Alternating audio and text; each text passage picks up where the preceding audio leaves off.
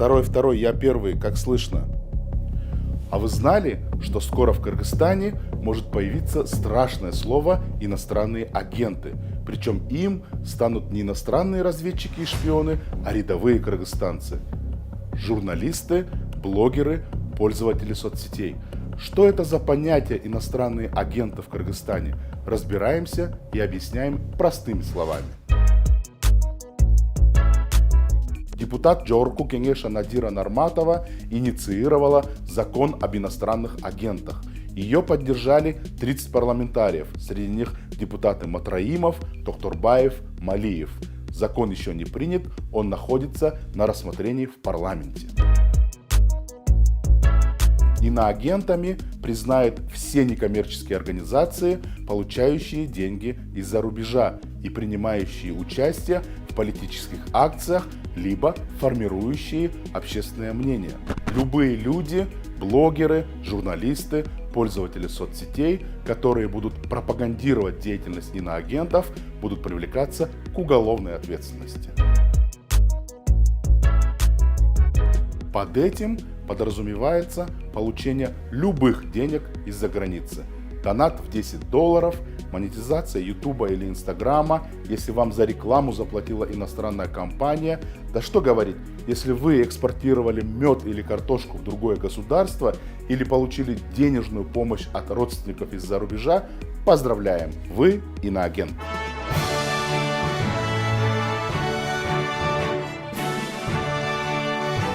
Ни в одном законе Кыргызстана определения этим понятиям нет. А значит, госорганы сами будут решать, кого признавать иноагентом, а кого нет. Поэтому, если вы приняли участие в акции против того, что вам перекрыли воду, или против повышения цен на продукты, против халатности милиции, в защиту женщин и детей, вы занимаетесь политической акцией, и вы иноагент.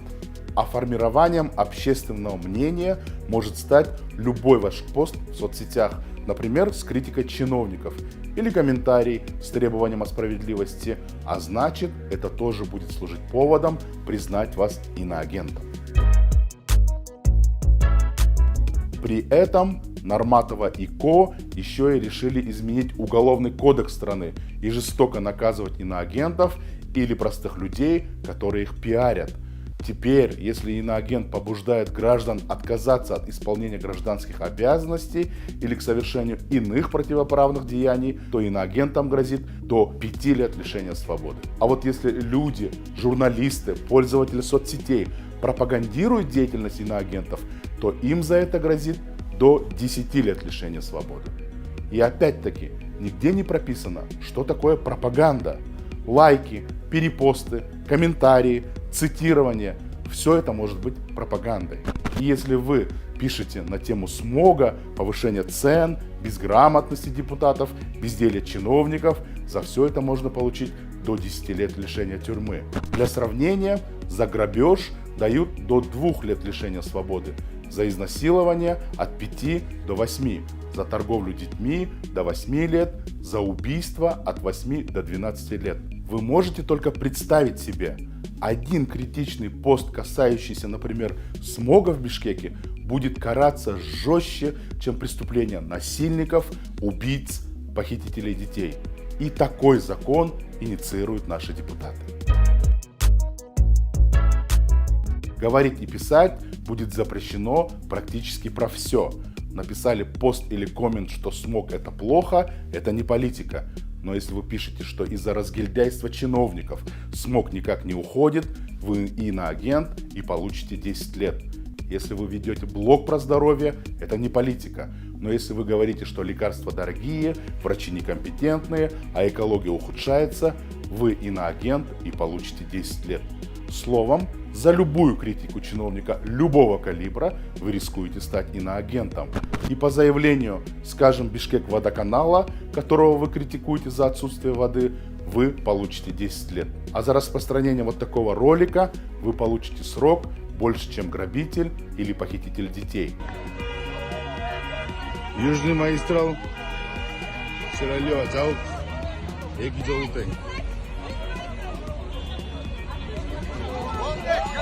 А за такой ролик вы получите срок больше, чем убийца человека. Когда поднимутся зарплаты, когда же в хатах зимой будет тепло и по ночам светло, когда же на базаре цены лезть перестанут на стены, ай-яй-яй, тача думинай. Иноагент – это статус, который пришел к нам из России.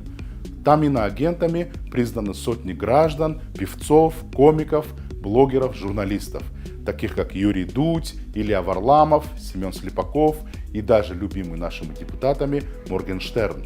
Закон об инагентах — это закон репрессивный, потому что сегодня для того, чтобы вас признали инагентом, даже не обязательно получать какое-то иностранное финансирование, достаточно подпадать под такую очень размытую формулировку «иностранное влияние». А что такое иностранное влияние, по мнению Минюста? Да кто его знает? У вас иностранная одежда, иностранный автомобиль, возможно, вас заметили за какой-нибудь иностранной поездочкой, командировкой, съездили там в Турцию или в Египет. Это ли не повод, чтобы сделать вас инагентом? Во всем мире закон об иноагентах есть лишь в 5 странах: Австралии, Венгрии, Израиле, Российской Федерации и США.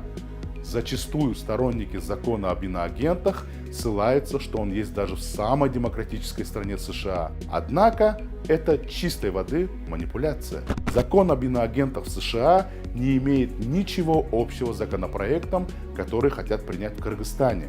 В США он был принят в далеком 1938 году в целях противодействия пропаганде нацистской Германии.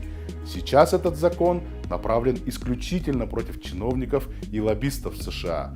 Закон об иноагентах в Кыргызстане списан на 95% с аналога Российской Федерации и направлен против журналистов, активистов и гражданского общества. Кстати, ни в одной центральноазиатской стране, Казахстане, Узбекистане, Таджикистане и даже Туркменистане нету закона об иноагентах. Кыргызстан может стать первой ласточкой, которая приняла столь репрессивный закон против своих же граждан. Сторонники закона об иноагентах говорят, что государство должно контролировать финансовые потоки НКО, которые выделяются из-за рубежа. Но это не более чем манипуляция и намеренное введение в заблуждение. Ведь по действующим законам любая некоммерческая организация, которая финансируется из-за рубежа, дает полный отчет государственным органам, сколько денег они получили, куда они это потратили и какой у них состав.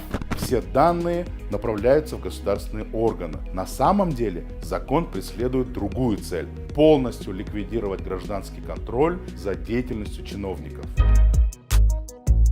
Свобода слова в Кыргызстане перестанет существовать.